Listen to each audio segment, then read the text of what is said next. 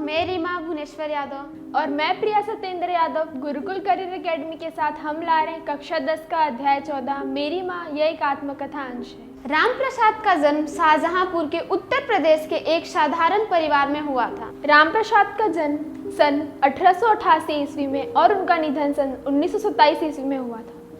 राम प्रसाद को जब फांसी होने वाली थी उसके कुछ दिन पहले उन्होंने जेल में बैठे बैठे एक कथा लिखी थी। उन्होंने ये कथा अपनी माँ के ऊपर लिखा था कि कैसे उनकी माँ ने उनके कठिन परिस्थितियों में, मुश्किल परिस्थितियों में उनका साथ दिया, बल्कि उनका पूरा परिवार उनके खिलाफ हो गया था, लेकिन उनकी माँ ही एक ऐसी थी जो उनका साथ देती थी। तो इस कथा में हम राम प्रसाद और उनकी माता के जीवन के बारे में पढ़ने वाले हैं। तो यहाँ पे हम अपने कथा की परिचय ले चुके हैं, अब हम बढ़ते अपनी कथा की ओर। राम प्रसाद बिस्मिल को लखनऊ कांग्रेस में जाने की बहुत इच्छा थी, पर उनकी दादी जी और उनके पिताजी इसके विरोध करते थे, किंतु उनकी माताजी ने उनको लखनऊ कांग्रेस में जाने की पूरी खर्च दे ही दी। उसी समय शाहजहांपुर में सेवा समिति आरंभ हुआ था। मैं बड़ा उत्साह के साथ सेवा समिति में जुड़ता था, किंतु मेरे दादी जी और मेरे पिताजी को ये कार्य अच्छा ना लगते थे, पर मेरी माताजी मेरे उत्साह कभी भंग ना होने देती थी, जिसके कारण मेरे पिताजी के द्वारा माताजी को हमेशा डांट फटकार तथा दंड सहना पड़ता था। अगर मैं सच बोलूं तो वास्तव में मेरी माताजी एक देवी थी। मेरे में जितनी भी साहस, शक्ति तथा ताकत है वो सिर्फ मेरी माताजी तथा गुरु श्री सोमदेव जी की ही कृपा का परिणाम रहा है। मेरी दादी जी और मेरे पिताजी तो मेरे शादी करवाने के अनुरोध करते थे, किंतु मेरी माताजी ही थी जो कहती थी कि पहले शिक्षा ग्रहण करो, उसके बाद विवाह करना उचित होगा। और मेरे माताजी के अच्छा व्यवहार तथा बढ़ावा देने के कारण ही मैंने अपनी जिंदगी में चाहे जितनी भी संकट क्यों ना आए, पर मैंने कभी हार नहीं माना और हमेशा अपने फैसले पे अड़ा रहा। इसमें राम प्रसाद जी ने बताया है कि एक बार उनके पिताजी दीवानी मुकदमे में बोल गए थे वकील से कि आपको कोई भी ज़रूरत हो तो मेरे बेटे से पूछ लेना। वैसे ही वकील को एक दिन बिस्मिल जी की ज़रूरत पड़ी, तो उन्होंने वकालतनामे पर बिस्मिल जी को अपने पिता के हस्ताक्षर करने को कहा, लेकिन बिस्मिल जी ने यह कहकर मना कर दिया कि नहीं, ये मेरे धर्म के खिलाफ होगा। लेकिन फिर भी वकील ने बहुत समझाने की कोशिश की, अगर आपने इस वकालतनामे पर हस्ताक्षर नहीं किए तो ये वकालतनामा खारिज हो जाएगा। लेकिन फिर भी बिस्मिल जी ने उस वकालतनामे पर हस्ताक्षर नहीं किए। और बिस्मिल जी अपने जीवन में कभी भी झूठ नहीं बोलते थे, कभी भी झूठ का सहारा नहीं लेते थे। वो सच पर विश्वास रखते थे और अपने जीवन में उन्होंने हमेशा सच की राह पर चले थे। और 11 वर्ष की उम्र में उनकी माताजी विवाह करके शाहजहांपुर में आई थी। उस समय वो पूरी तरह से अशिक्षित थी, बिल्कुल भी पढ़ी लिखी नहीं थी, गांव की एक साधारण लड़की की समान थी। शाहजहांपुर के आने के कुछ ही दिनों बाद उनकी दादी जी ने अपनी छोटी बहन को बुलवा लिया और उन्होंने माताजी को घर के कामकाज के बारे में भी बता दिया। फिर थोड़े ही दिनों बाद माताजी घर का कामकाज भी संभालने लगी और खाना का भी ठीक ठाक प्रबंध करने लगी थी। मेरे जन्म होने के 5 से 7 वर्ष के बाद उन्होंने हिंदी पढ़ना शुरू किया। उनको हिंदी पढ़ने का शौक उन्हें खुद को ही आया था और मोहल्ले की जब सारी सखी सहेलियाँ घर आया करती थी, तब मेरी माँ उनमें से जो पढ़ी लिखी होती थी उनसे अक्षर बोध किया करती थी, मीन्स अक्षर, हिंदी के कुछ अक्षर पूछा करती थी। और घर के कामकाज करने के बाद उनको जो कुछ समय मिलते थे उन समय में वो अपना पढ़ना लिखना करती थी। और भगवान की कृपा से उनको हिंदी पढ़ना भी आ गया था और कुछ ही दिनों बाद उन्होंने देवनागरी की पुस्तकें भी पढ़ना चालू कर दी थी। मेरी छोटी बहनों के कम आयु में भी मेरी माता ही उन्हें शिक्षा दिया करती थी और यदि मुझे ऐसी माता ना मिलती तो मैं भी अति साधारण मनुष्य के जैसे संसार के चक्रव्यूह में फंसकर रह जाता। और शिक्षा के अतिरिक्त क्रांतिकारी के जीवन में भी उन्होंने मेरी ऐसी ही सहायता की थी जैसे कि मेजिनी को उनकी माता ने की थी। और बिस्मिल जी के लिए उनकी माता का सबसे बड़ा आदेश यह था कि वो अपने जीवन में कभी भी किसी को मृत्यु दंड ना दे, चाहे उनकी कितनी भी बड़ा वो दुश्मन या शत्रु ही क्यों ना हो। उनकी यह आदेश पूरा करने के लिए बिस्मिल जी को अपने 2 से 3 बार प्रतिज्ञा भी भंग करनी पड़ी थी। और इसमें राम प्रसाद जी अपनी माँ से बोल रहे हैं कि माँ, इस जन्म में तो मैं तुम्हारा कर्ज नहीं चुका पाया, ना ही मुझे तुम्हारा कर्ज चुकाने का मौका मिला।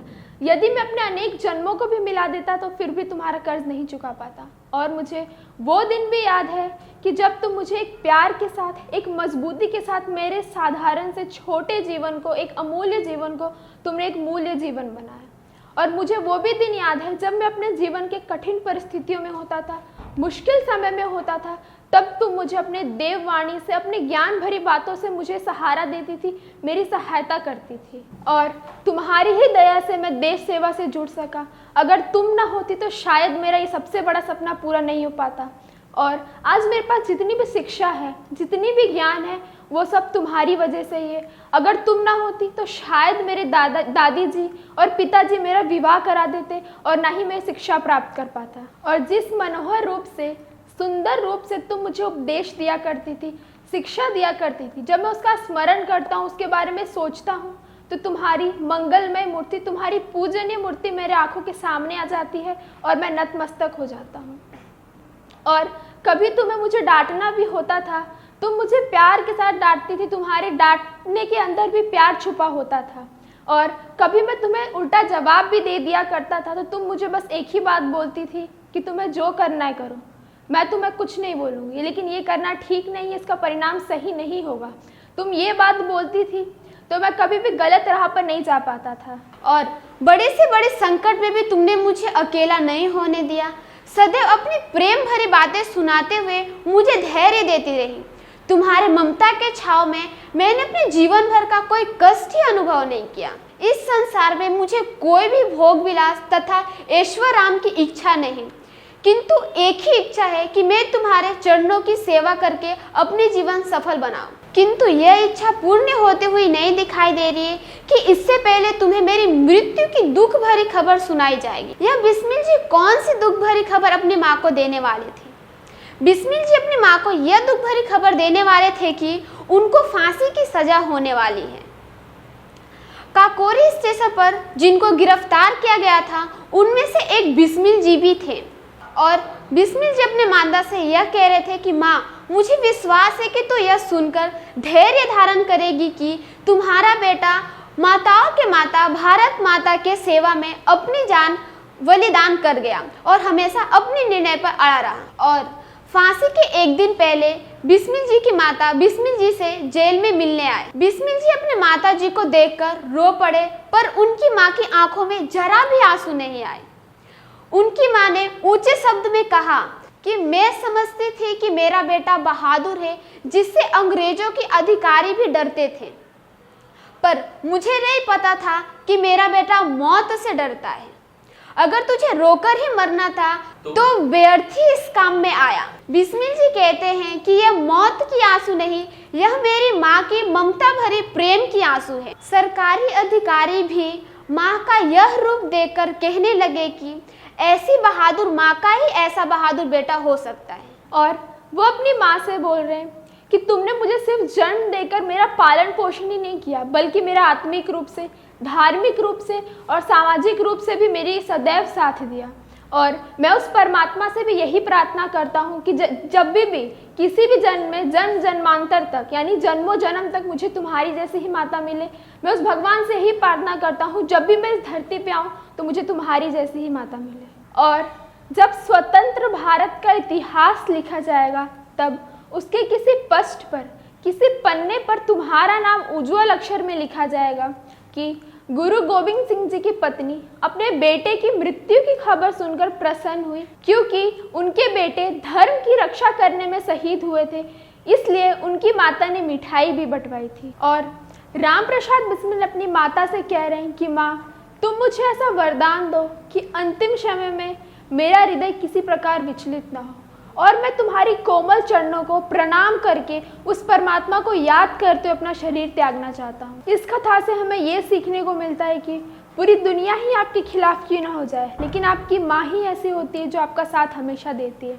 जैसा कि हमने इस कथा में देखा कि राम प्रसाद की पूरी फैमिली, राम प्रसाद की दादी जी और पिताजी उनके खिलाफ हो गए थे, लेकिन उनकी माँ ही ऐसी थी जो उनका साथ देती थी और उनकी खुशी को कभी भी भंग नहीं होने देती थी। यहाँ पे हमारा आत्मकथा अंश मेरी माँ समाप्त होता है। अब हम मिलते हैं किसी नेक्स्ट वीडियो में, तब तक के लिए bye bye, take care and thank you so much.